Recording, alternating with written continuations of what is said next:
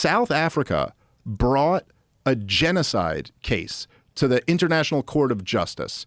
And the International Court of Justice ruled that what Israel was doing to Gaza was plausibly a genocide. 21 months ago, they said this was plausibly a genocide. And the thing's gone on the entire time since then. There was a huge Haaretz piece a couple months ago about, because we've seen so many examples of this, but they had IDF soldiers off the record, and at least one on the record, saying that they were given orders to fire live rounds into the crowds of desperate people trying to get food, who have literally been just having starvation throughout Gaza. But the Free Press, Barry Weiss's publication, ran a piece debunking the starvation in Gaza. And one of the examples, I'm not making this up, you go look at this. I'm very close to exactly accurate on this.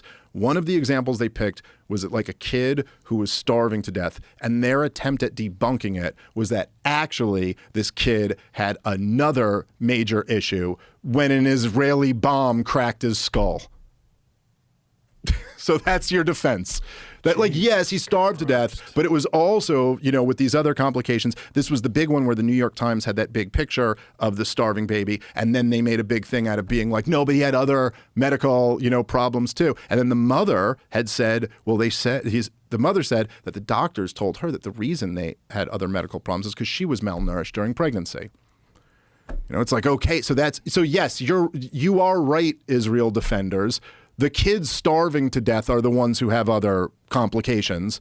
That's always who dies first in famines. I don't know what victory you think this is. But so since this point, since the International Court of Justice ruled it was plausibly a genocide, the 21 months up to today, since then, I know at least to Ehud Olmert and Ehud Barak, both former prime ministers of Israel, have come out and said Netanyahu's committing war crimes in Gaza. Now, they didn't call it a genocide, but they called it war crimes. So that's where your debate is at this point.